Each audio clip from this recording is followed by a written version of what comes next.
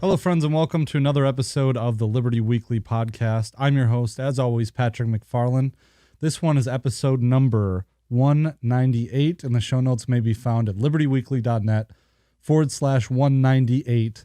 And I'll have to apologize because this episode was supposed to come out last weekend.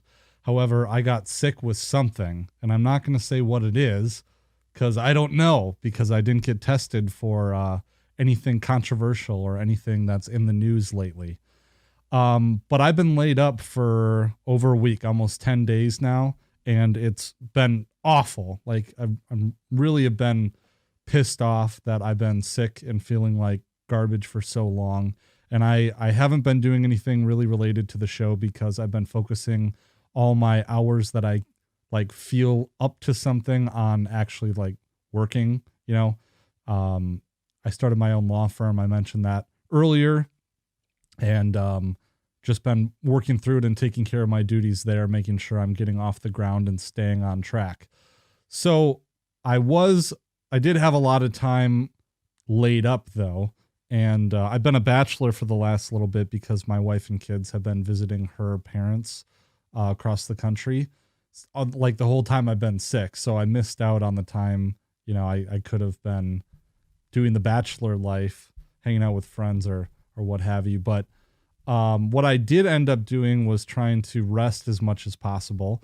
And I watched Ken Burns Vietnam series, which I hadn't seen since it came out in 2017. And it sparked an episode idea. And if you don't know Ken Burns Vietnam, Ken Burns is a famous like PBS documentarian. He's come out with a lot of series about a lot of different topics. And one thing that really struck me is he's the mouthpiece of the establishment narrative on certain topics, like the public school version of everything, the public school version of history is what he focuses on in his documentaries. And to be fair, like his documentaries are really good. They're really entertaining. They're really well told. They weave personal narratives through historical events. And that's what's so seductive about it. And the other side of it too is that being PBS, it seems to be putting forward this like in some ways revisionist, like it has like a revisionist wrapper in it. It seems like, even though it is the establishment narrative, it makes it seem like it has some revisional qualities, but it really is just the voice of the establishment narrative. And this is what really piqued my interest when I was going through it, watching it. And I wanted to put out an episode on it because one thing that immediately right off the bat in the documentary, it says, well, you know, we all agree that Vietnam probably shouldn't have been fought, but it was fought. The war was started by people with really good intentions, like good people with really good intentions. And it took a long time for everyone to realize that once the ball was rolling, it took a long time for everyone to realize that this is wrong and that it must end. So I'm going to try and play that little bit where they kind of give that message. Okay, so here's the beginning of the documentary. And the first interview that they feature, this is episode 1. The first interview that they feature is with Karl Marlantes. Coming home from Vietnam was close to as traumatic as the war itself. For years, nobody talked about Vietnam. We were friends with a young couple, and it was only after 12 years that the two wives were talking. Found out that we both had been Marines in Vietnam. Never said a word about it, never mentioned it. And the whole country was like that. It was so divisive. And it's like living in a family with an alcoholic father. Shh, we don't talk about that. Our country did that with Vietnam. It's only been very recently that I think that, you know, the baby boomers are finally starting to say, what happened? What happened? Okay, so the importance of the fact that Karl Marlantes is the first person in this documentary to speak is huge, because he's the first person to speak in this documentary. It sets the tone for the whole thing. Those of you who do not know, Karl Marlantes is a Rhodes Scholar. Now, he is a Vietnam veteran and he was a Marine.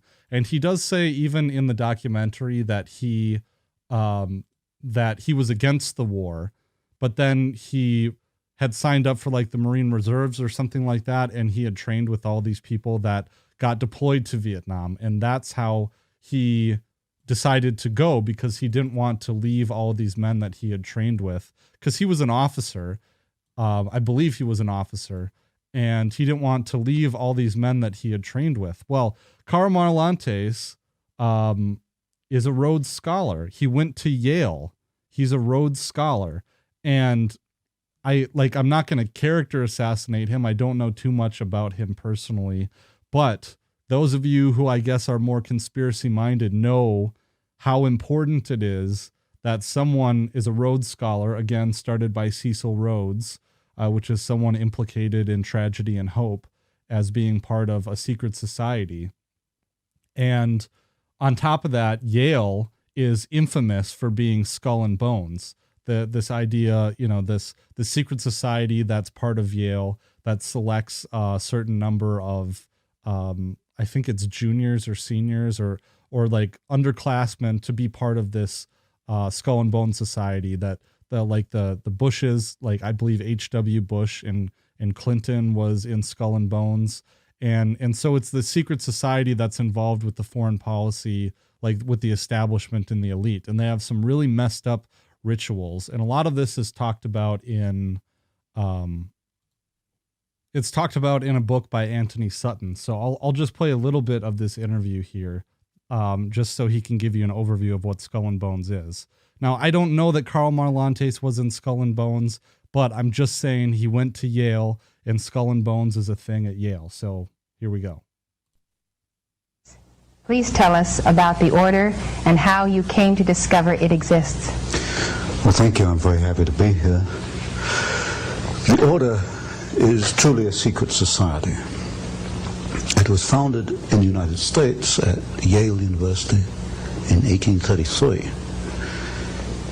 It has continued and exists down to the present day. Each year, the order takes in 15 men, senior students from Yale University. Never more than 15, only once has it been less than 15. In 1946, they took in, I think, 10 rather than 15 members. So what we have is a secret society which, over the last 150 years, has accumulated about 2,500 members, of whom perhaps 500 are alive today. Of this 500, perhaps 100 are actively in pursuit of the objectives of the order. It's not another college fraternal society.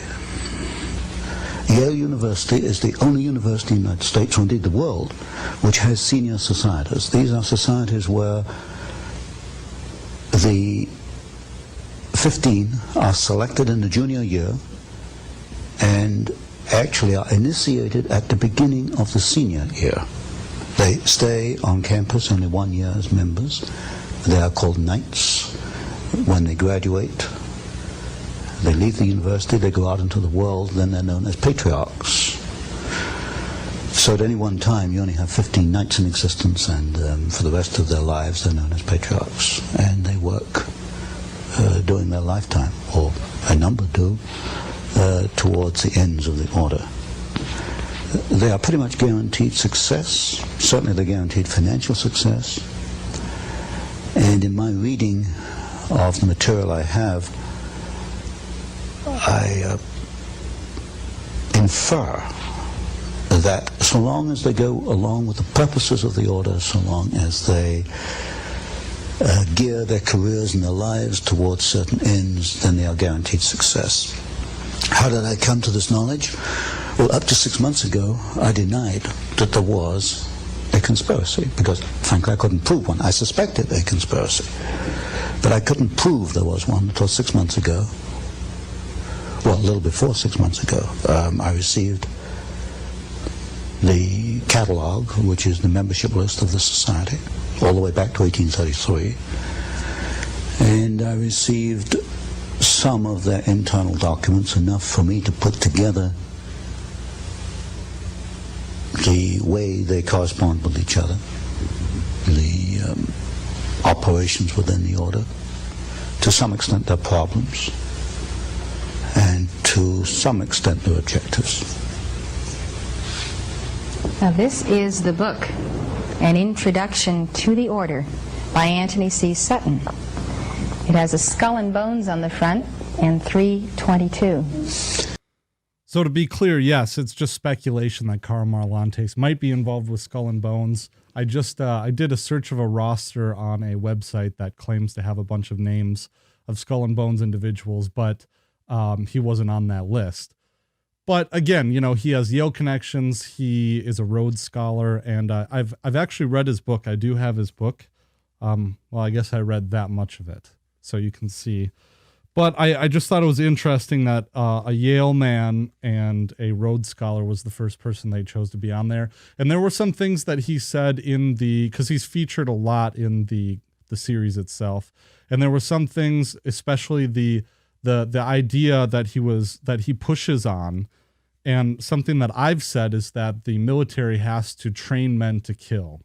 And it's something that I've focused on in my podcast here. If you've listened to my episodes on that, Blood Makes the Green Grass Grow, is just search that on YouTube or Odyssey. Or I just did it with Monica Perez. We were talking about it. Why Can't Johnny Kill was an episode that just came out, and an article that I wrote at the Libertarian Institute that appeared on antiwar.com. But Karl Marlantes pushes back on that, and basically he says in the documentary is that, well, the military doesn't have to teach people to kill or be savages. That is something that is inherent in man, and that's man's natural state, is that you just put a person in this situation and they turn into a monster.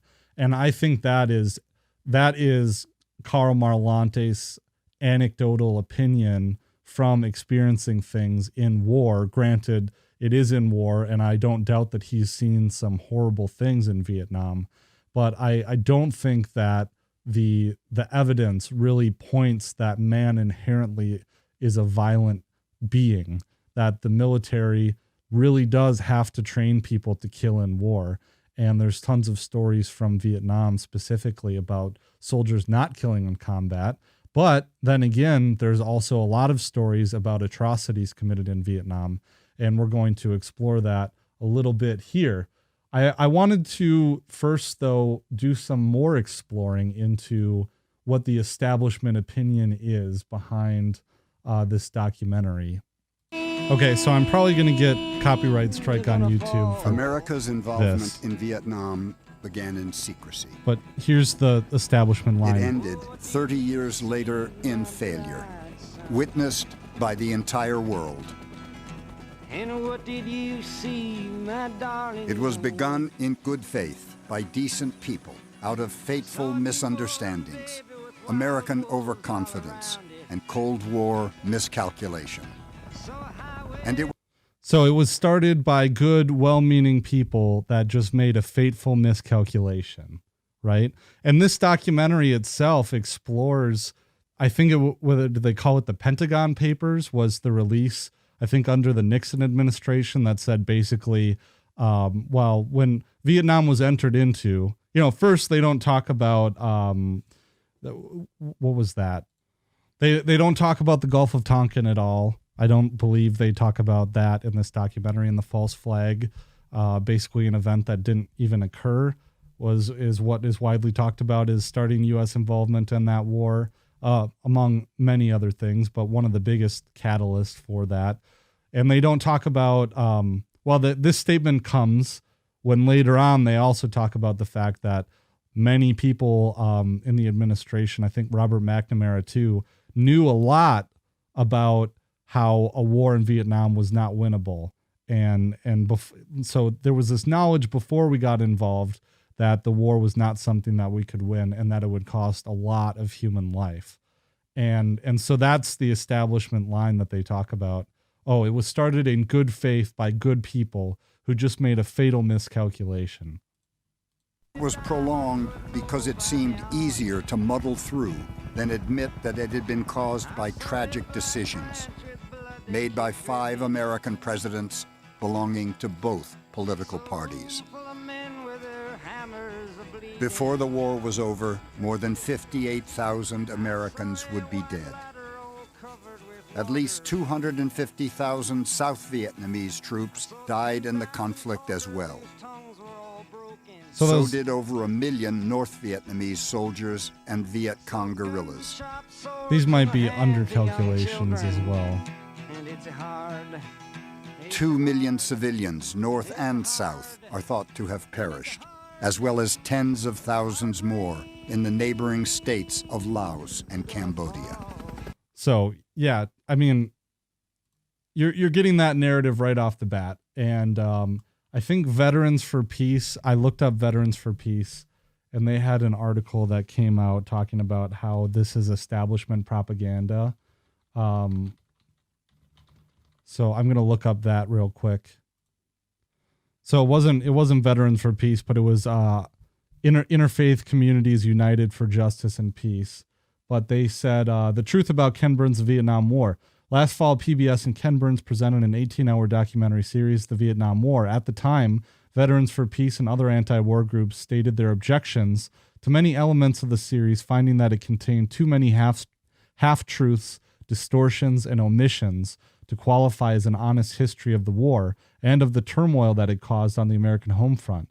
This spring, Burns and PBS began a PR campaign to win an Emmy Award from the Academy of Television Arts and Sciences. As longtime opponents of the Vietnam War and other American military disasters, ICUJP joins Veterans for Peace in publicly expressing our sincere belief that Ken Burns' Vietnam series is unworthy of the Television Academy's highest honor. We acknowledge that Burns and co-director Lynn Novick are extremely skillful filmmakers, but we respectfully ask the Academy to consider whether the Vietnam War meets the documentary standards of accuracy and truthfulness.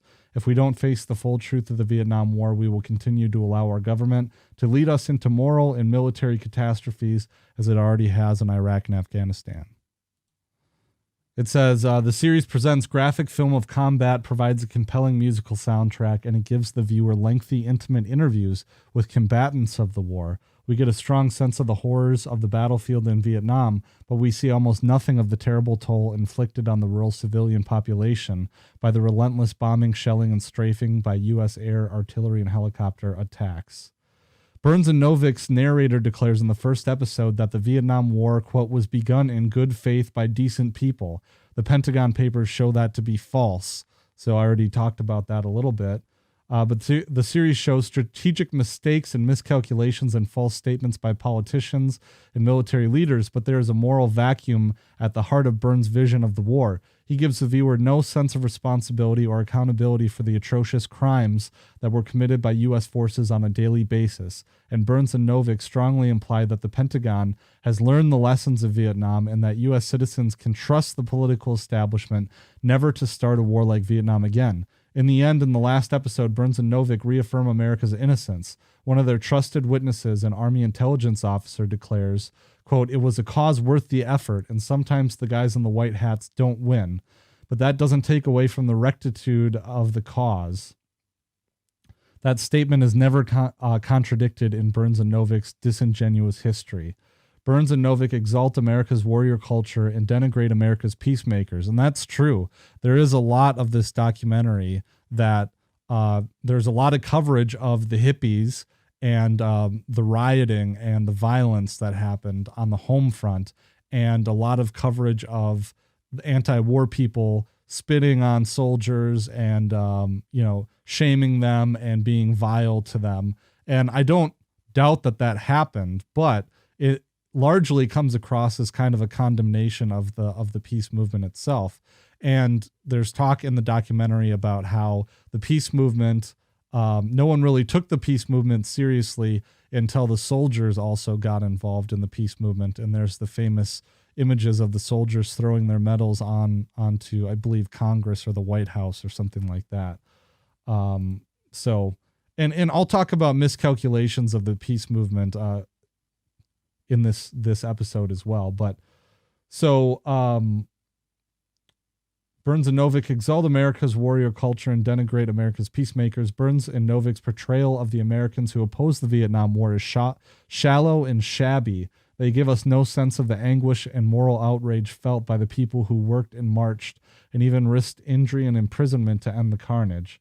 Burns and PBS are actively campaigning for the Emmy Award. We don't believe in censorship, but neither do we believe that a questionable history, which has already been widely broadcast, should be rewarded with high honors like a Peabody or a Pulitzer or an Emmy. The three biggest investor backers of the Vietnam War are the Koch brothers, Bank of America, and the Pentagon. The Pentagon made incalculable contributions of in-kind goods and services. The enormity of the Pentagon's backing for the Vietnam War is reflected in the end credits of each episode. There you will see a set of credits called The Producers Wish to Thank. And at the top of that list is the U.S. Department of Defense. And this is true. With overwhelming support from the Koch brothers, Bank of America, and the Pentagon, it's not surprising that Burns favors the views of the military and the foreign policy establishment. We, ICUJP, demand the PBS present other more even-handed views of America's war in Vietnam and the domestic anti-war struggle that finally ended it. So, yeah, I thought that's really was interesting. And here is, they cite Gareth Porter, and we're going to get to that too a little bit. But let's take a look here at an article that they talk about the sponsors. So, breaking fake news, Bank of America is withdrawing its support from the Ken Burns Lynn Novick PBS documentary series. Fake news, they say, because the series turned out to be too anti-war. It's just like what Bank of America did last June with the New York City Public Theater production of Julius Caesar after right-wingers alleged the production was anti-Trump. Wrong. To the contrary, Bank of America apparently thinks the series isn't too anti-war at all. Bank of America is going all in on the Burns Novick series. Full-page newspaper ads, a dedicated website, a social media strategy. Here's a sample tweet. The Koch brothers are underwriters of the series, too. Also included in the documentary is the fact that anti-war protesters burned down one of the branches of Bank of America in Isla Vista, California back in 1970. This is in the documentary. So that's really interesting.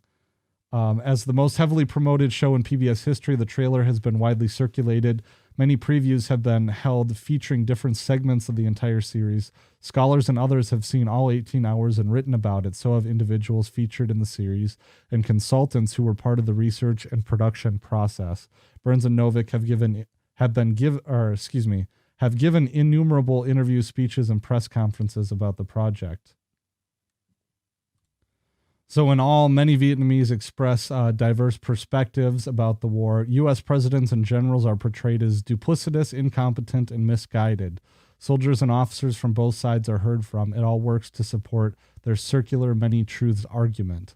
So one of the arguments of this piece is that Ken Burns and his partner say there is no simple or single truth to be extracted from the Vietnam War. Many questions remain unanswerable. They said in a New York Times op-ed, there is no single truth in war. That's the PBS tagline for the series. Not talking about the folly, not talking about how we prevent it, not talking about the evil at the very tops of it. So again, we have What Ken Burns Leaves Out of the Vietnam Story, written in the LA Progressive by Gareth Porter, someone everyone on this podcast should be familiar with from Scott Horton. He says the companion coffee table book to the 10-part PBS series by Ken Burns, The Vietnam War, is so closely tied to the series that it's left ambiguous whether Ken Burns himself is the co-author or not. Burns is shown as the second author on the dust jacket, but not on the title page itself. Book and series are clearly aimed at dominating the popular consensus about the history of the war. Weighing in at nearly 600 glossy, oversized pages, the book is vast in scope, starting with the French colonization of Indochina and the communist-led struggle against the French and taking the reader through each phase of the war. Like the series, the written version is rich in arresting details, especially about the war's major battles. But when it comes to the question that should still trouble Americans, how and why the U.S. went to war in Vietnam in the first place, the book reflects the failings of the series. Instead of citing the documentary record that by now sheds harsh light on this fundamental issue, author Jeffrey C. Ward trots out the standard myths. According to Ward, the conflict, quote, was begun in good faith by decent people out of fateful misunderstandings, American overconfidence, and Cold War miscalculation. To support that claim, Ward relies on Secretary of Defense Robert McNamara's later explanation that the problem was a misperception of the threat from the communist world. I saw communism as monolithic, McNamara is quoted as saying. I believe the Soviets and the Chinese were cooperating and trying to extend their hegemony. In addition, the former defense secretary claims he believed the communist movement in Vietnam was closely related to guerrilla insurgencies in Burma, Indonesia, Malaya, and the Philippines, and that those were signs of a unified communist drive for hegemony in Asia. But McNamara's claims about what he and other senior officials in the Kennedy and Johnson administrations believed are contradicted by the internal U.S. documents now available. Those documents show that in early 1962, a few years before the big troop commitment in Vietnam, McNamara and others were acutely aware that communism was not at all monolithic. They knew full well that the split between China and the Soviet Union was very serious and could be exploited by the United States and Southeast Asia. So there you kind of get it. He talks about the domino theory as well and how that's bunk. And the war on civilians, which we're going to get into as well later on. But again, wanted to get into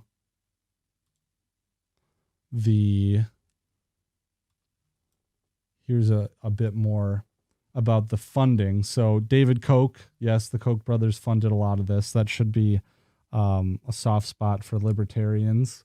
The fact that the other wing of the libertarian beast, the think tank DC libertarians, are behind it. I wanted to go as well. The Better Angel Society. This is portrayed at the beginning of the documentary. Every episode starts off with this. Funding, or Ken Burns Vietnam, is brought to you by the Better Angel Society. And so I wanted to take a look at some of these individuals. So if you Google the names of the people, the Friends of the Better Angel Society, the biggest donors to this society that helped to fund Ken Burns Vietnam. Carol and Ken Adelman. So if you look, Movers and Shakespeares, they have another foundation. But you find out that Ken Adelman is the former U.S. ambassador to the UN and U.S. Arms Control Director for President Reagan.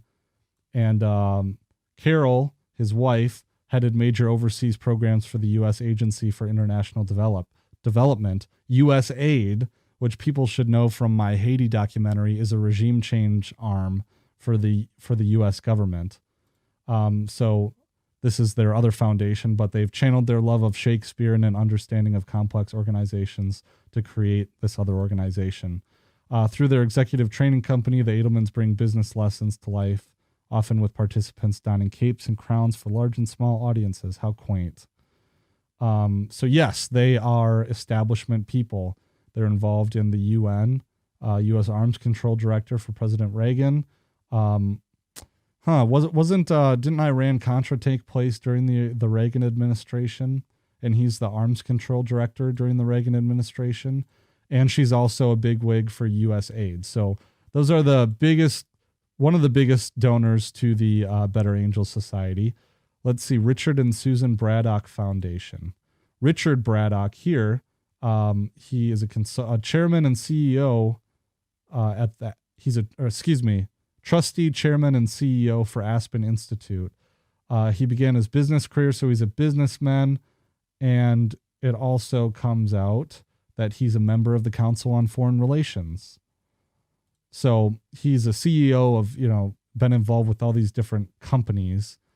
He began his business career in 1965, spending a number of years in product management at General Foods. He joined Citicorp in 1973, was elected to the board of directors in 1985, and was elected president and chief operating officer of Citicorp and its principal subsidiary, Citibank. So he's a Citibank guy.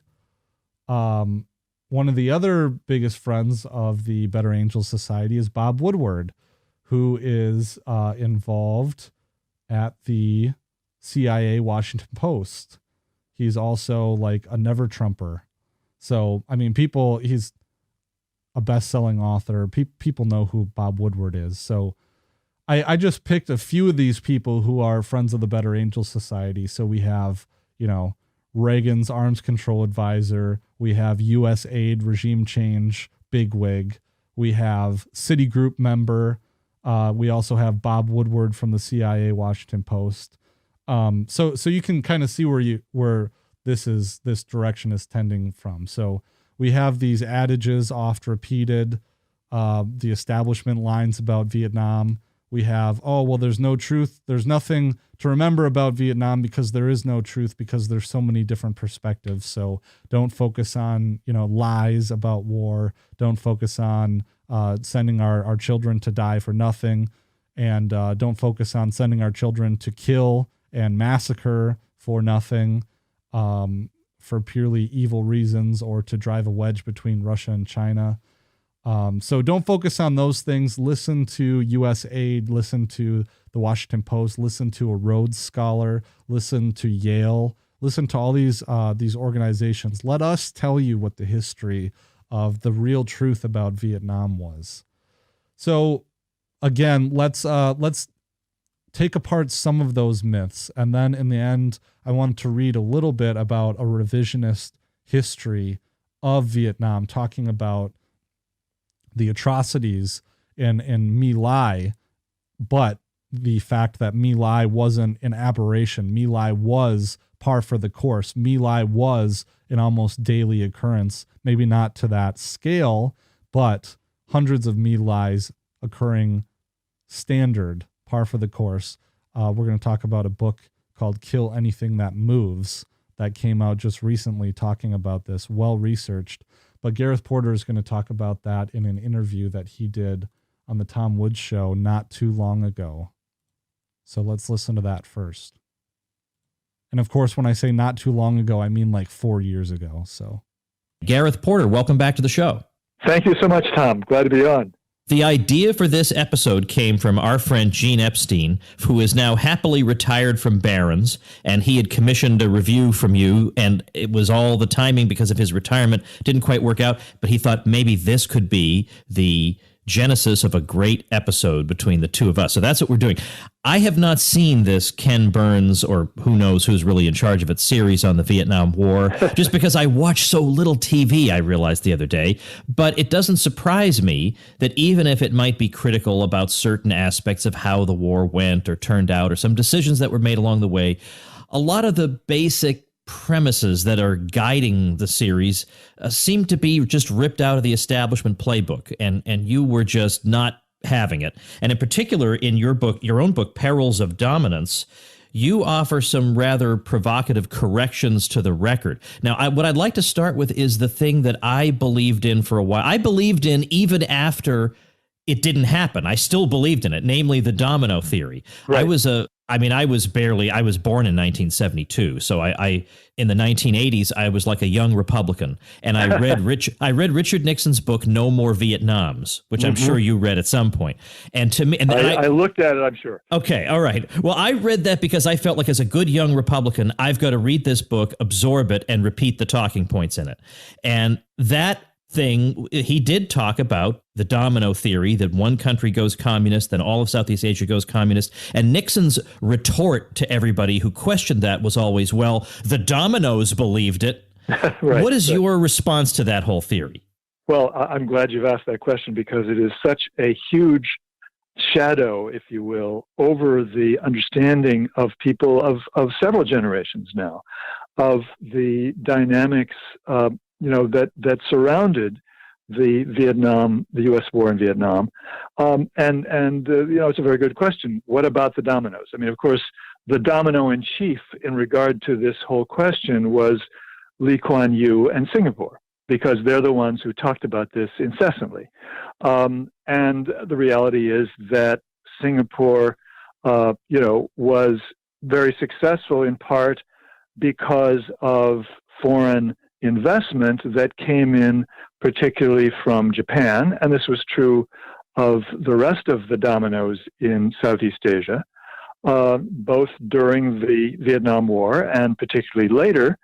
The Japanese continued to invest in the non-communist governments, not governments, but countries and economies of Southeast Asia, and that capital was instrumental in then bringing about a lot of economic growth in the region. But that had nothing to do with the U.S. intervention in Vietnam, because had the United States chosen to negotiate in 1962, 63, 64, or 65, rather than to intervene militarily, the growth in the region probably would have been even more spectacular, because there's no question in my mind that the reunification of Vietnam would have taken place on a much slower schedule than it actually did take place eventually after 1975, that North Vietnam would have been prepared to live with a non-communist, although certainly not anti-communist South Vietnam for several years, and that therefore this whole idea that it was only the U.S. war that allowed the dominoes to prosper is part of the fiction that surrounds the entire history of the Vietnam War. So that's at least one part of it. Now, I also go back into the history of the domino theory, back to the Eisenhower administration, when it first became a household word in the United States, because Ike used it in a press conference in the spring of 1954, saying that the United States was not going to allow Vietnam to go under because of the tin and tungsten in Southeast Asia, and because of the fact that if it didn't, the dominoes would all topple.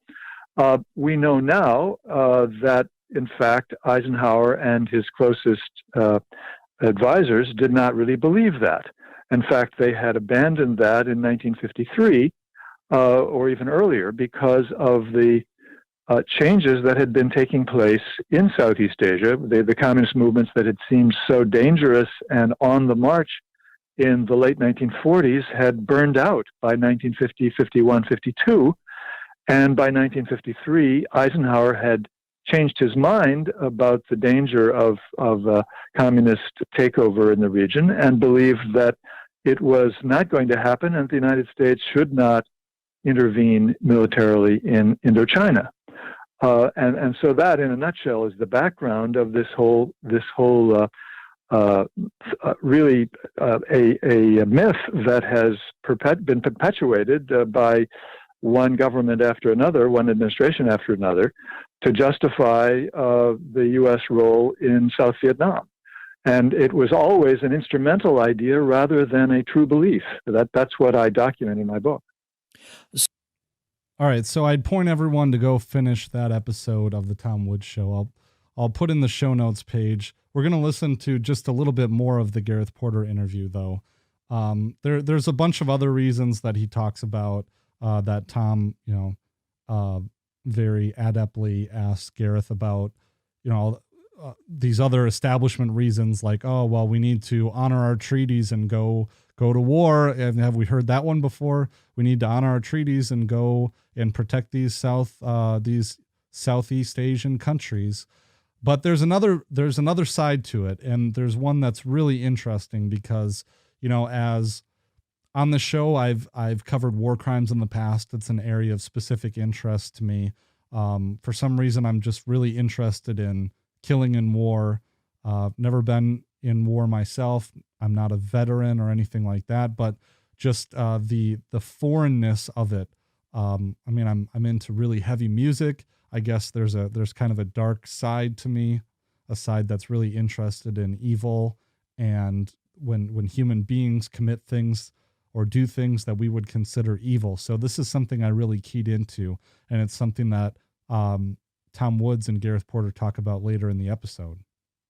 All right, let's go back to the Vietnam War and again, the way it was fought, because there's been some controversy. Now I can't remember the name of the book, but a few years ago, a book came out, very controversial, making the case that it was not anomalous when you hear a story like the My Lai massacre, for example. It was not anomalous that this sort of thing happened. This was the way the war was waged. And what you hear on this are differing responses from veterans of the war. You have some veterans who say it was horrible and it's just unspeakable what I saw and what I was a part of. And you got other veterans saying, how dare you impugn my character? Right. How do we who weren't there sort through these different testimonies? Well, the book you're referring to, I'm sure, is the one by Nick Turse. Yes, that's right. Who did, yes. He spent a great amount of time, years really researching this. And it is very well documented. I have no doubt that he has captured the essence of the situation in his book. I actually did some research on this many years ago as well. I asked for and received the full text of the crucial document, policy document, which was issued by Westmoreland's command, General Westmoreland, the commander of the U.S.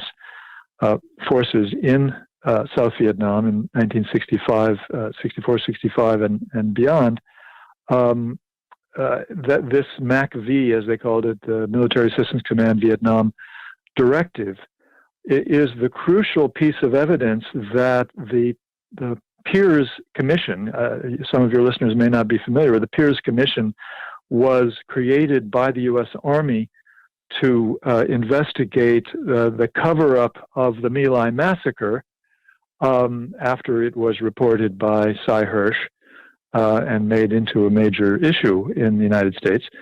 And the Peers Commission, identified several officers and enlisted men who they found to have been guilty of having covered up or participated in the My Lai massacre.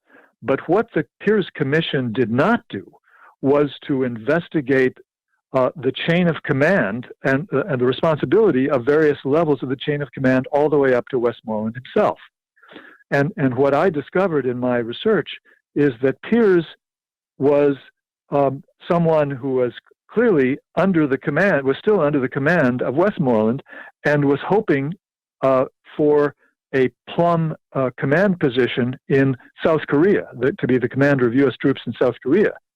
And he was clearly told that he would get that plum assignment only if he did the right thing in his investigation. And so, very notably, he did not carry on an investigation above the level of the commander who was in charge in the region, and so he went beyond that to essentially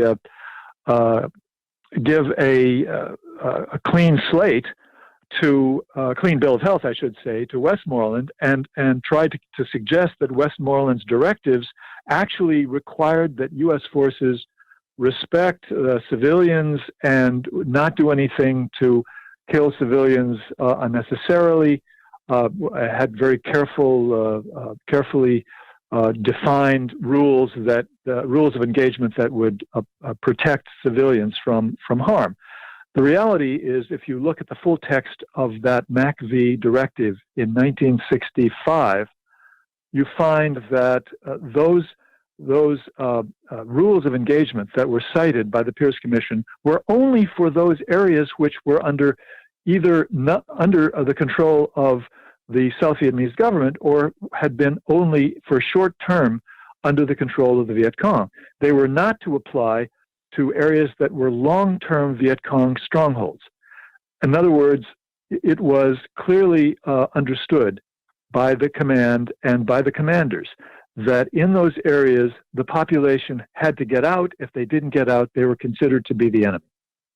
And that is exactly what Nick Turse says in his book, and that is the problem that has never been addressed really by historians, except for Nick, in the discourse on the Vietnam War. I want to just share with you, if I may, just from my own recollection, one of my proudest moments on this podcast, and I think it's a very Hey everyone, and welcome to the portion of the show where I tell you how you can help support this content. Your one-stop shop is libertyweekly.net/support. And once you're there, you can see all the different ways to support my content. There is a Amazon wishlist there you can check out. There's also a PayPal button, paypal.me/libertyweekly for one-time donations. There's also a Patreon button and a Subscribe Star button where you can donate on a monthly basis in exchange for the bonus content that I do offer. So go check those out. There's an archive there with actually hundreds of posts going back years, and you get all access to all those things with your donation. There's also cryptocurrency addresses there with all the addresses for the cryptocurrencies that I accept. If you don't see one there you'd like to donate, just get in touch with me. And if you want access to bonus content but you don't want to pay a monthly fee, you can go over to Odyssey, libertyweekly.net/Odyssey, ODYSEE, and you can purchase my bonus content there a la carte, and you can purchase it for LBC, which is the cryptocurrency that the website runs on. The best deal for subscribing and getting my premium content, though, is to go to Rokfin.com, Rokfin. You can, for $10 a month, get access to tons of your favorite creators. And you also get access to my premium content there as well. And there's a lot of great creators there that you can check out on the screen here. But for you listening in the audio version, Last American Vagabond, Monica Perez and Brad Binkley from the Propaganda Report, Joanne Leone from Around the Empire, Kyle Anzalone as well from the Libertarian Institute, just a whole bunch of people, Whitney Webb from Unlimited Hangout. So go check that out. One monthly subscription gets you access to all of that. And if you like my writing, I do sometimes release blog posts that don't end up on the Libertarian Institute on my Substack /Substack. So you can go check that out as well and see some of my writings for my email list. And of course, the Liberty Weekly podcast appears on the Libertarian Institute at libertarianinstitute.org, alongside other fine podcasts, Scott Horton, Pete Quinones, Free Man Beyond the Wall, Conflicts of Interest with Kyle Anzalone, Don't Tread on Anyone with Keith Knight, my show, and also Year Zero with Tommy Salmons. So go check out those other fine podcasts and help support the Libertarian Institute, libertarianinstitute.org. Thanks, everybody, and back to the show. All right, so we're going to cut out the part where Tom Woods brags to Gareth Porter about how he got Pat Buchanan to make an admission about the war in Vietnam. Oddly enough, I'm gonna talk about the Nick Turse book that they were just discussing. Oddly enough, I thought it was funny because Tom Woods does talk about how he talked to Pat Buchanan and got him to make an admission. But my grandpa was a paleo too. And I've mentioned my grandfather on the podcast before. He's, one of the biggest reasons why I'm such a radical libertarian. And he was a John Bircher. And so I don't think he was like a Murray Rothbard libertarian or anything like that, but he held a lot of the same sentiments. And one thing, I've shared the article that he wrote about the Gulf War. And in that article, my grandpa mentions how us conservatives won't be fooled again like we were fooled in Vietnam. And I had to mention that because I thought it was interesting that if Pat Buchanan is still kind of clinging to the Vietnam myth, anyways, just an anecdote. But so we have Nick Turse, Kill Anything That Moves. And this is a cover, Kill Anything That Moves, The Real American War in Vietnam. And I thought it was really interesting. By the way, also Perils of Dominance by Gareth Porter. Definitely a book that you all should read. And I have a copy here somewhere. But so Kill Anything That Moves, I started reading it. I wasn't able to finish it. But just the introduction is something that is gives you the gist of it. So introduction and an operation, not an aberration. On January 21st, 1971, a Vietnam veteran named Charles McDuff wrote a letter to President Richard Nixon to voice his disgust with the American war in Southeast Asia. McDuff had witnessed multiple cases of Vietnamese civilians being abused and killed by American soldiers and their allies, and he had found the U.S. military justice system to be woefully ineffective in punishing wrongdoers. Quote, maybe your advisors have not clued you in, he told the president, but the atrocities that were committed in My Lai are eclipsed by similar American actions throughout the country. His 3-page handwritten missive concluded with an impassioned plea to Nixon to end the American participation in the war.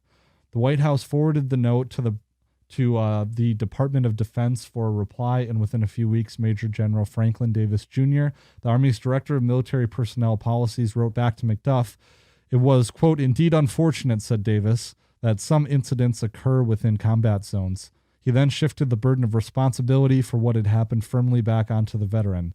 I presume, he wrote, that you promptly reported such actions to the proper authorities. Other than a paragraph of information on how to contact the U.S. Army Criminal Investigations, the reply was only 4 sentences long and included a matter-of-fact reassurance. Quote, the United States Army has never condoned wanton killing or disregard for human life. This was and remains the American military's official position. In many ways, it remains the popular understanding in the U.S. as a whole. Today, histories of the Vietnam War regularly discuss war crimes or civilian suffering only in the context of a single incident, the My Lai massacre, cited by McDuff.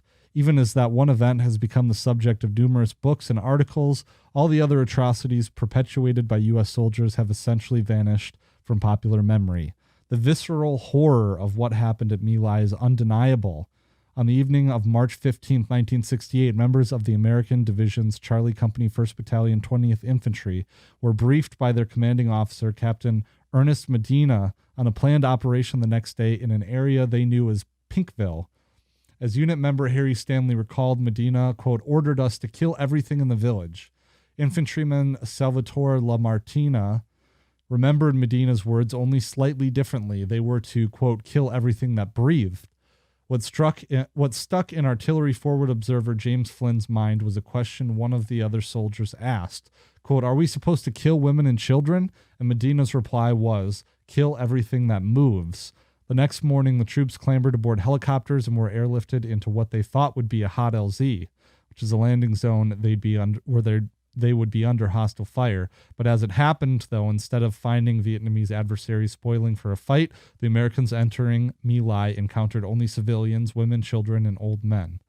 Many were still cooking their breakfast, rice. Nevertheless, Medina's orders were followed to a T. Soldiers of Charlie Company killed. They killed everything. They killed everything that moved. Advancing in small squads, the men of the unit shot chickens as they scurried about, pigs as they bolted, and cows and water buffalo lowing among the thatched roof houses. They gunned down old men sitting in their homes and children as they ran for cover. They tossed grenades into homes without even bothering to look inside. An officer grabbed a woman by the hair and shot her point blank with a pistol. A woman who came out of her home with a baby in her arms was shot down on the spot. As the tiny child hit the ground, another GI opened up on the infant with his M16. Over 4 hours, members of Charlie Company methodically slaughtered more than 500 unarmed civilians, including some in ones and twos, others in small groups, and collecting many more in a drainage ditch that would become an infamous killing ground. They faced no opposition. They even took a quiet break to eat lunch in the midst of the carnage. Along the way, they also raped women and young girls, mutilated the dead, systematically burned homes, and fouled the area's drinking water. There were scores of witnesses on the ground and still more overhead. American officers and helicopter crewmen perfectly capable of seeing the growing piles of civilian bodies. Yet when the military released the first news of the assault, it was portrayed as a victory over a formidable enemy force, a legitimate battle in which 128 enemy troops were killed without the loss of a single American life. In a routine congratulatory telegram, General William Westmoreland, the commander of U.S. forces in Vietnam, lauded the, quote, heavy blows inflicted on the enemy. His protege, the commander of the American Division, added a special note praising Charlie Company's aggressiveness. Despite communiques, radio reports, and English-language accounts released by the Vietnamese Revolutionary Forces, the My Lai massacre would remain to the outside world an American victory for more than a year, and the truth might have remained hidden forever if not for the perseverance of a single American Vietnam veteran named Ron Ridenour.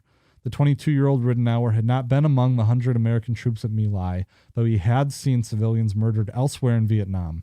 Instead, he heard about the slaughter from other soldiers who had been in Pinkville that day. Unnerved, Ridenour took the unprecedented step of carefully gathering testimony from multiple American eyewitnesses. Then, upon returning to the United States after his year-long tour of duty, he committed himself to doing whatever was necessary to expose the incident to public scrutiny. Ridenour's efforts were helped by the painstaking investigative reporting of Seymour Hersh, who published newspaper articles about the massacre. By the appearance in Life magazine of grisly full-color images that Army photographer Ron Haberle captured in My Lai as the slaughter was unfolding, and by a confessional interview that a soldier from Charlie Company gave to CBS News. The Pentagon, for its part, consistently fought to minimize what had happened, claiming that reports by Vietnamese survivors were wildly exaggerated. At the same time, the military focused its attention on the lowest-ranking officer who could conceivably shoulder the blame for such a nightmare, Charlie Company's Lieutenant William Calley. An Army inquiry into the killings eventually determined that 30 individuals were involved in criminal misconduct during the massacre or its cover-up. 28 of them were officers, including 2 generals, and the inquiry concluded they had committed a total of 224 serious offenses. But only Calley was ever convicted of any wrongdoing. He was sentenced to life in prison for the premeditated murder of 22 civilians, but President Nixon freed him from prison and allowed him to remain under house arrest. He was eventually paroled after serving just 40 months, most of it in the comfort of his own quarters. The public response generally followed the official one. 25 years later, Ridenour would sum it up this way. At the end of it, if you ask people what happened at My Lai, they would say, "Oh yeah, isn't that where Lieutenant Calley went crazy and killed all those people?"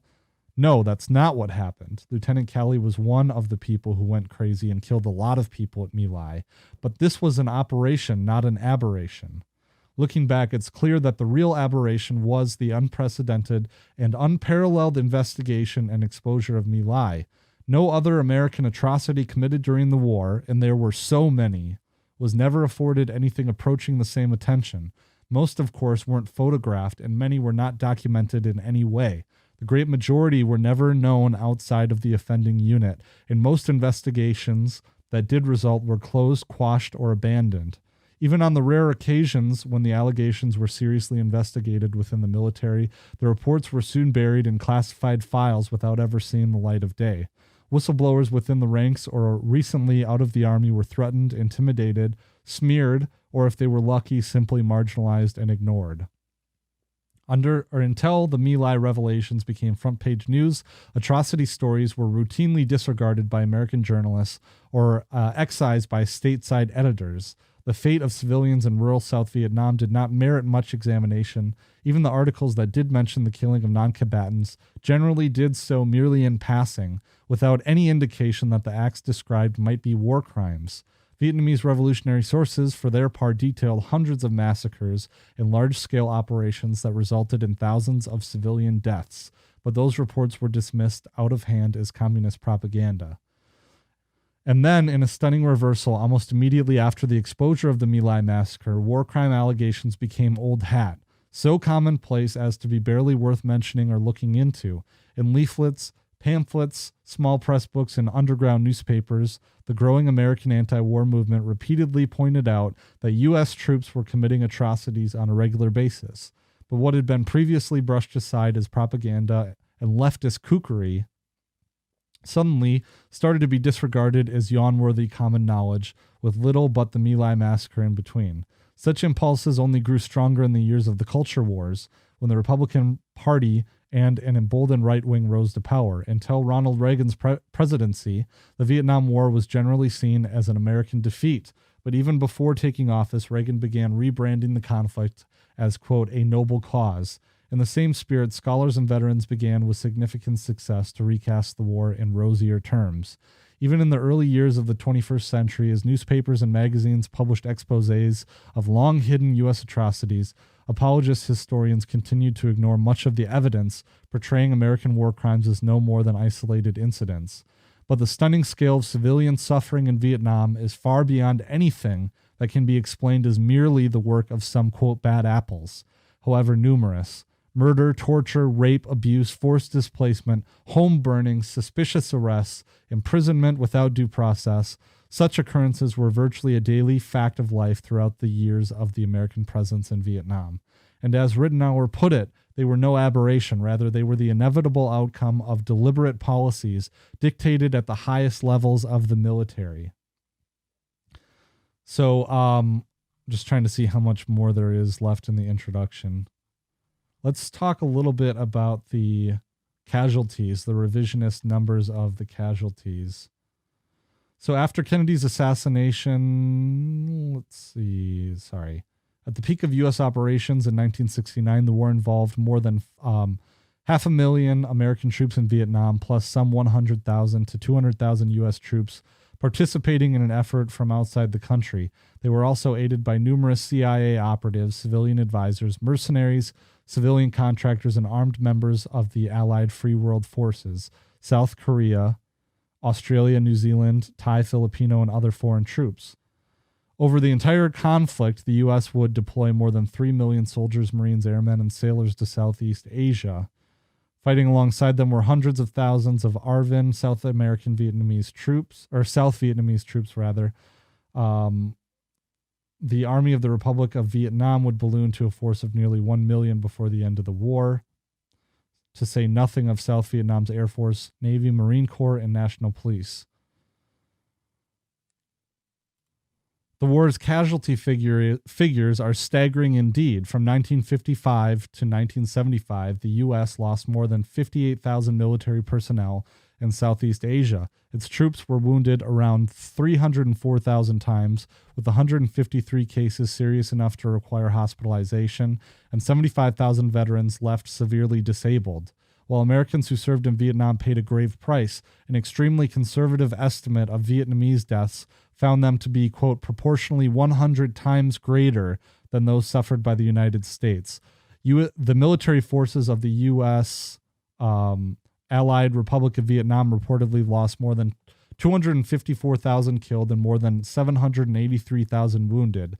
And the casualties of the revolutionary forces were evidently far graver, perhaps 1.7 million, including 1 million killed in battle, plus some 300,000 personnel still missing, according to the official but incomplete Vietnamese government figures.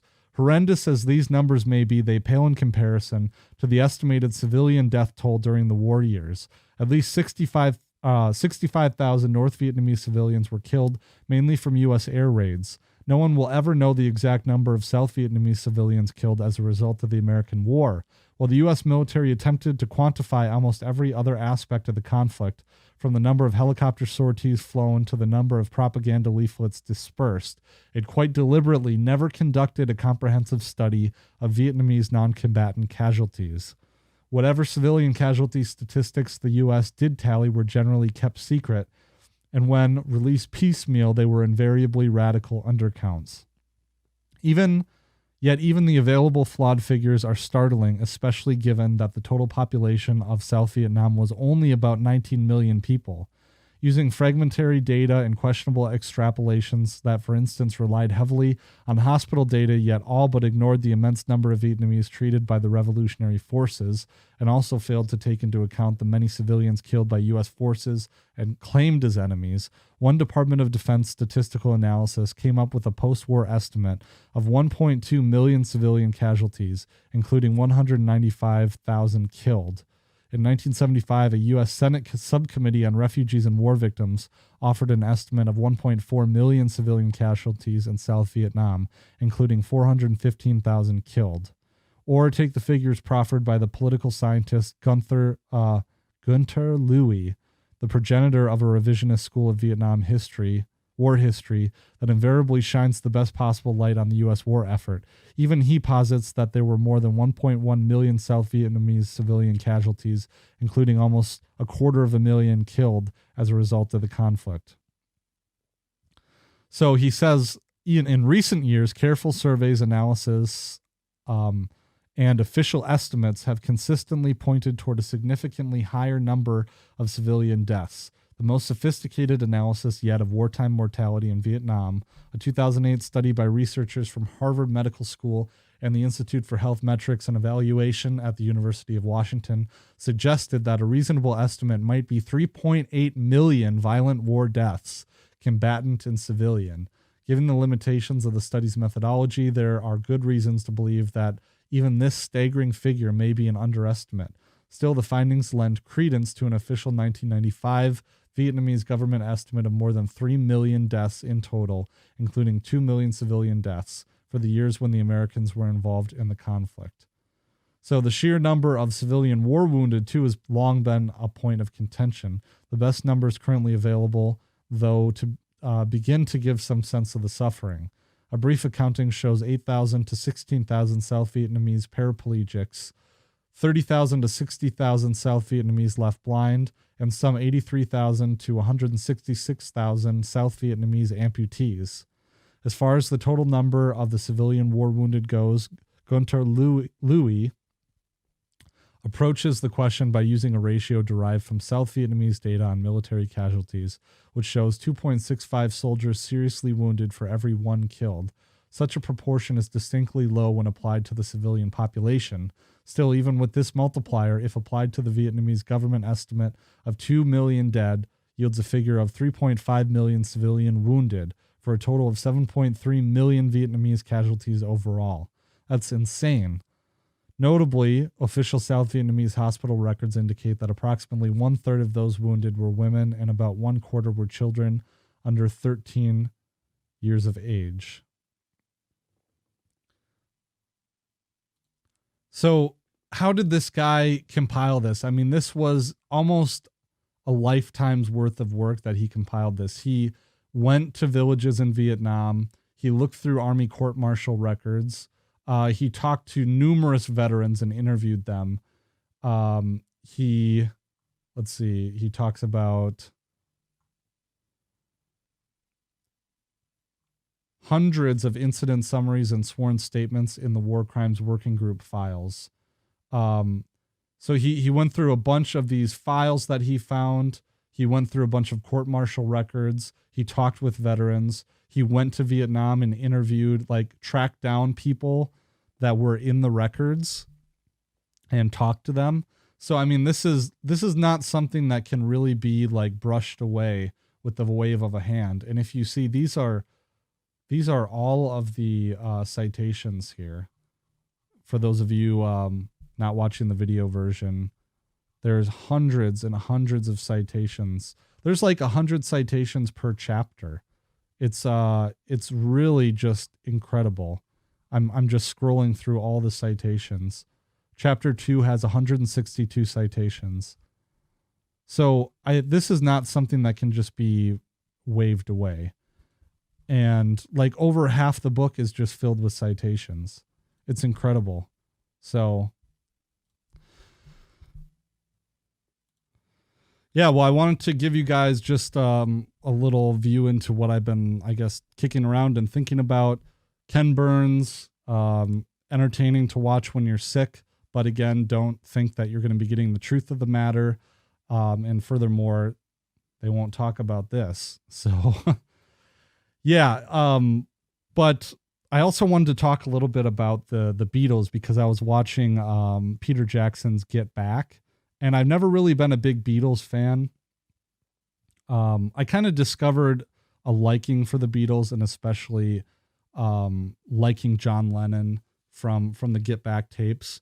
But, I've always been kind of a metalhead, like I said, never really liked the Beatles. My parents were Republicans and they didn't like the Beatles because, the hippie thing, and then John Lennon being a hippie and kind of being a commie too. But I think that James Corbett had an interesting episode, because James is a big Beatles fan, and he got into it a bit when he was more of an adult, I think, because his parents liked the Beatles. And I am learning to appreciate things. One thing I've really kind of striven for in my life has been to be able to appreciate different types of music and different types of films, and to be open-minded, and at least to give something a chance before I decide that I don't like it. And that's allowed me to really to appreciate a vast amount of different things. And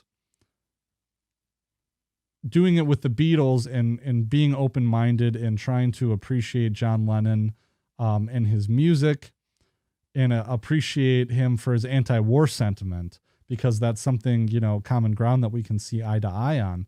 But also I came across this interview with John Lennon and Yoko with a real anti-war journalist who had been embedded in Vietnam. And this journalist was kind of calling John Lennon out because of, and this goes into this whole idea that I had about the documentary, John Lennon, anti-war Vietnam, trying to find this clip, that the anti-war movement itself was co-opted, and that the hippie free love movement, this is just an idea, but I've heard other people kind of espouse this idea, that the free love movement, that the anti-war movement was distracted and tried to be divided and portrayed negatively in the media in some ways, because it wasn't hard to, because as we've seen with the Black Lives Matter riots and the destruction and burning shops and stuff, that street violence happening in the anti-war movement, I'm sure, turned off people just as much, if not more, then than it does now. And moreover, the degree of violence that was taking place then and rioting seems like it was much more than what we experienced with the George Floyd situation. But there's this interview again with Gloria Emerson. I'll put it. Here's this interview with John Lennon. It's a little hard to understand, but hopefully, let's see if we can get subtitles or something like that. All right. Well, I don't think subtitles are available, but we'll see what the interview. Only reason, if I'm going to get on the front page, I might as well get on the front page with the word peace. But you've made yourself ridiculous. To some people, I don't care if it. You're too good for if it what saves you're doing. lives. You don't think you. Oh, my dear boy, you're living in a netherland. Well, you talk to. You don't think you saved a single life. Maybe we'll save some in the future. Maybe next year It didn't do a bit of use. No, it's still gone that's down, all so it didn't do anything. But, I mean, you don't equate the civil war that's Look, going on listen. in Nigeria with that, and then talk about, well, this is my form of protesting because people in anti-war campaigns are too serious. Yes. And they get battered. What do you know about a protest movement anyway? I know a lot about it. It consists of a lot more than sending your chauffeur in your car back to Buckingham Palace. You're just a snob about it. The only way to make... fake. I mean, I know in England it's kind of smart not to be too serious about anything. Everything needs a smile, I see. For instance, even if the Pinkville Massacre, ha ha ha. Can't you give up something else that would mean a little bit more? It doesn't. It's not the sacrifice. You can't get that into your head, can you? You've stated half a dozen times the MBE is irrelevant. I agree. It was no sacrifice to get rid of the MBE because it was an embarrassment. Then what kind of a protest did you make? You said I don't know much about Nigeria. We did an advertising campaign for peace. Can you understand that? No, I can't. A very big advertising campaign for peace. I think it's vulgar and self-aggrandizing. Well, you think Are you advertising John Lennon or do you peace? want nice middle-class gestures for peace? Maybe. And intellectual It's worked in manifestos America. written by a lot of half-witted intellectuals, and nobody reads them? That's the trouble with the peace movement. Well, it just seems a netherland. I mean, I can't think of anyone who seems more remote from the ugliness of what's happening than you. Well, I do see you getting up on a Tuesday morning and thinking, let's see, what should we do today and what war is going on? Well, that's your imagination, really. I mean, you carry on. Why don't you make a film while you're at it? I'm someone who admired you very much. Well, I'm sorry you liked the old mop tops, dear, and you thought I was very satirical and witty, and you liked Hard Day's Night, love. But I've grown up, but you obviously haven't. Have you? Yes, folks. What have you grown up to? No, 29. Yes. How is Greece? Yeah, so John Lennon is 29 in this interview, and I don't know. It's interesting. I mean, Gloria Emerson, she is a real war correspondent that was embedded in Vietnam. I don't know if she was embedded, but I know she was in Vietnam, and she was had seen combat in Vietnam.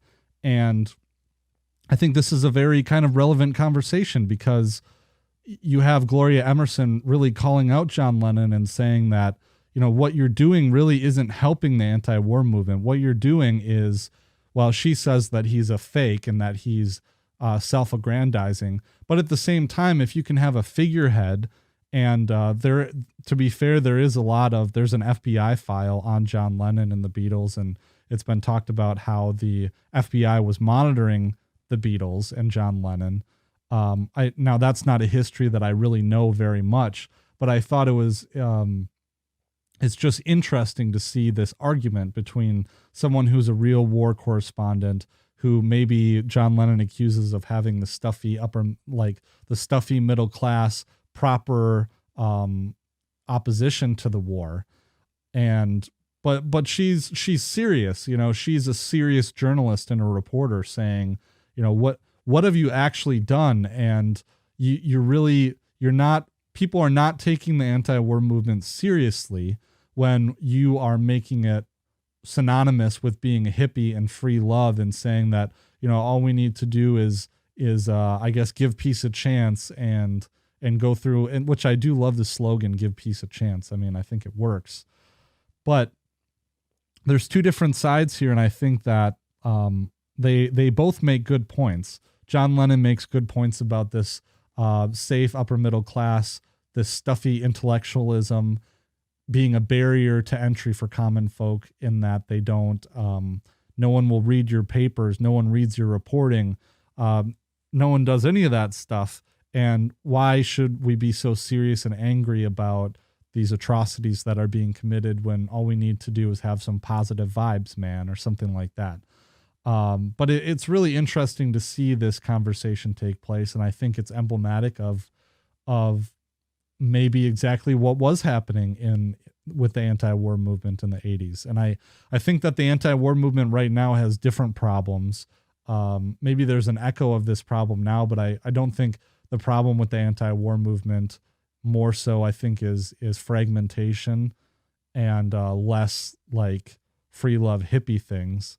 But it's also just a general state of apathy and anti-war heroes like Julian Assange being painted as some kind of a traitor, I think is something more so that's facing the movement now. But let's just, there's about another 2 minutes of this interview, and Gloria Emerson actually walks off, but I think it's really interesting to kind of get the rest.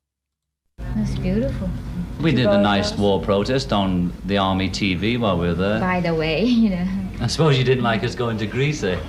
You think you shouldn't go to a fascist country like Greece, but it's all right to live in a fascist country like Britain or America, is it? I think America is a good place to live right now because, I mean, if you were interested or committed and not too cowardly, you might conceivably make a difference by what you did. That's one of the Well, we've been reasons. trying to go to America to do something for the last 7 or 8 months, but I can't get in. Oh, yes, we'll turn it. Seriously. You'll turn it into a carnival, she says, and they don't take you seriously. And one thing that what Emerson says in here is that she wants John Lennon to go to Vietnam and to talk to soldiers about how they feel about the war. And I think that is astute. And I think that that's what we should be doing now too. And obviously, you know, we are doing that in a certain sense. So that's what I've talked about doing on my show. But there's more here. I don't understand how they protest, my dear. They don't. Listen, will you tell me what were they singing at the moratorium? Which? I mean, the moratorium. It isn't throughout the well, the one nation. here, the recent big one. They were singing "Give Peace a Chance," you know. A song of yours, probably. Well, yes, and it was written specifically for them. Where are we, and what is this, and what have you have to do with the moratorium? So they sang one of your songs. Well, if you great song, sure, but is that all you can say about that? The moratorium? You were saying that in America they're so serious about the protest movement. Yes, they are. But they were so flippant that they were singing a happy-go-lucky song, which happens to be one I wrote, and I'm glad they sang it. And when I get there, I'll sing it with them when I get in. And that was a message from me to America or to anywhere, that I used my songwriting ability to write a song that we could all sing together. And I'm proud that they sang it at the moratorium. I wouldn't have cared if they'd sang We Shall Overcome, but it just so happens they sang that, and I'm proud of it. And I'll be glad to go there and sing with them. Make it jolly. I will make it jolly. Yes, we have to make it jolly. Why? And We can't all the more afford we to be make it neurotic. jolly, maybe we might stop the war. By being jolly? Yes, because the thing is, when you're happy and when you're smiling, you don't want to kill somebody, do you? It's when you're very serious you start to think about violence and death and killing. I mean, have you ever seen a person killing somebody with a smile on his face and being happy? No, killers are unhappy people.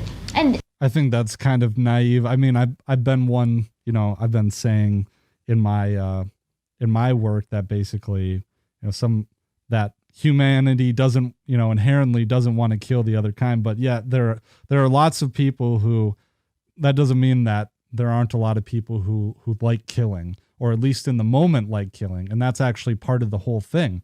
That's part of the whole killing in war that we talked about with the Dave Grossman piece, Teaching Johnny to Kill, is that a lot of the moral injury happens after the killing act, because soldiers have been conditioned to kill. They actually enjoy doing it at the time for one reason or another. And after, it's when they are analyzing their own response that the moral injury occurs, when they start to feel disgusted with themselves that they really enjoyed killing. So here's kind of the climax of the interview. they're violent because they're so unhappy and so damn serious. Mrs. Lennon, we're boring did it each ever other, occur so I'll go away quietly. to you about that? I mean... Thank you. Goodbye. Well, I think that's what you wanted. But the last point was a good point, and she didn't want to respond She to it, didn't I hear suppose. anything. I think she didn't want to respond because it was a bad point. It was a bad point, and it just kind of highlighted the naivete of John Lennon and Yoko Ono. But not to say that there isn't a place for music, and there isn't a place for music as a unifying oppositional force. But I think that this argument really, again, it encapsulates what I view as being the biggest problem with the anti-war movement during Vietnam. And I guess Ken Burns, maybe I agree with Ken Burns in his documentary here, because it just seems like the problem was that no one took the anti-war hippies seriously. And it's because they were the other. They were othered. They were cowards. They were what have you. But I think that if the anti-war movement took itself seriously, if it was serious about being portrayed as being serious and responsible and not a countercultural movement, if they attacked the pro-war side from pro-war values, I think it would have been a lot more successful. And again, if John Lennon had gone to Vietnam and he had actually talked to the soldiers, then I think it would have gone a lot longer way. But I wasn't alive during that time, and I didn't have my pulse on things, but it would have been interesting to see what kind of ground he could have gotten had he done that. So, all right, well, I hope I haven't overstayed my welcome. I wanted to come out with an episode to make up for last weekend's episode. Still looking to put out an episode this weekend. Starting to feel a little better.